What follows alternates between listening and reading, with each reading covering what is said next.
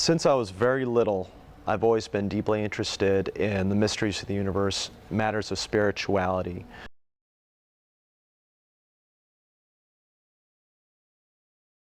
My name is Paul Darin. I've been living in the Chicagoland area my whole life. I've been a practitioner since May of 2001. I was introduced to the practice through my brother. I was naturally drawn in due to the strong spiritual component of the practice. Truthfulness, compassion, forbearance resonated in me very deeply, and I felt the need to pursue that. Falun Gong, also called Falun Dafa, is an ancient spiritual practice in the Buddhist tradition.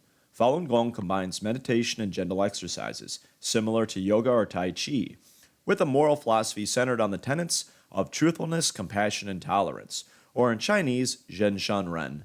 Falun Gong practitioners aspire to live by these principles in their daily lives. In traditional Chinese culture, the process of perfecting and refining the mind and body is called cultivation. Our modern language uses the word Qigong to describe this. What differentiates Falun Gong from other forms of Qigong is its emphasis on one's morality, character, and the cultivation of virtue. So you have to work hard on your own mind. There's 5 sets of exercises. The exercises are relatively easy to learn and to do every day.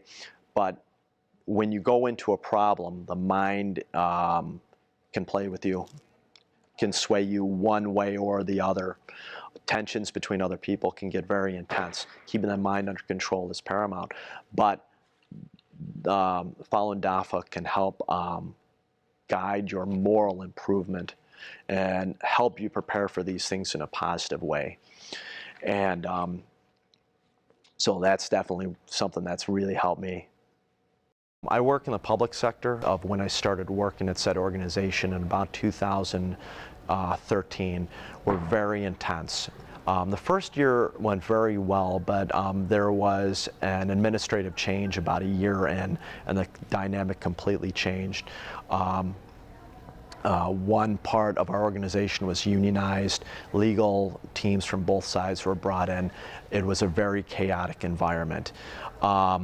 Things were very intense. It looked like my job was going to be one of those jobs that was going to be eliminated. I had to go to the state of Illinois building and defend my position in front of a state arbiter.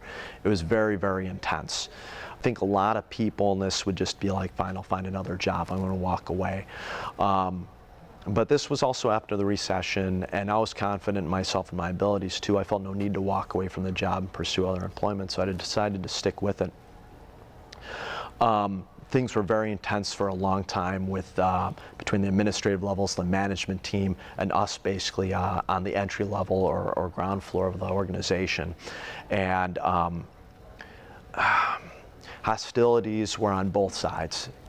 And as years developed, I committed my mind to going into work every day and said, okay, no matter what, I'm going to do the best job I possibly can at work. So I committed myself to doing that. And this did not necessarily, I wish it did change overnight, but it didn't. It took months and years. But I felt as though that, that the tone, like the kind of atmosphere had changed when I changed my own mind. You know, the atmosphere changed too. People seemed to react calmer, and there was more ease in the air. And to this day, me and the administrative level of this organization have a fantastic relationship now.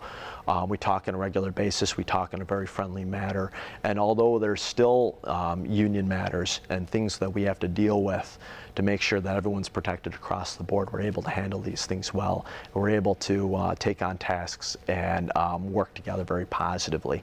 I don't think this would have been very easy without the Fa or Dafa as guiding my way. I want the world to know Falun Dafa is good, that there's a terrible persecution going on in China, and it's seeped into the rest of the world in nefarious ways, and it needs to stop. But media here won't cover it as readily or really at all. So it's good that we speak up and out about these sorts of things and bring awareness to what's going on so that it can finally end. The CCP has long engaged in transnational repression targeting Falun Gong and a global censorship campaign to silence Shenyun Performing Arts, an American classical Chinese dance company founded by Falun Gong practitioners. However, the aggressiveness, frequency, and violent nature of incidents has increased dramatically over the past year, especially in the United States. This shift is not accidental. In June 2024, internal party sources leaked details and instructions from Xi Jinping and other top CCP officials that outline tactics that the regime plans to deploy. These are now manifesting in real-world events. Be skeptical of the negative things you hear about Falun Dafa from any sources in or without the United States. Many of these things seem to be emanating from the CCP directly. And I would say if you want to know the truth, the materials are all free online. The exercises are free. The exercise sites are free. Go for yourself. See for yourself. Although Congress has adopted multiple resolutions condemning these abuses, the Falun Gong Protection Act, S-817, if enacted, will mark the first binding U.S. legislation to hold perpetrators accountable. This bill requires the President to impose visa and property blocking sanctions on foreign persons that have knowingly and directly engaged in or facilitated the involuntary harvesting of organs in China. Call your local representative and offer your support for the bill. The bill helps protect Falun Dafa practitioners and the practice, so it's a good thing to support.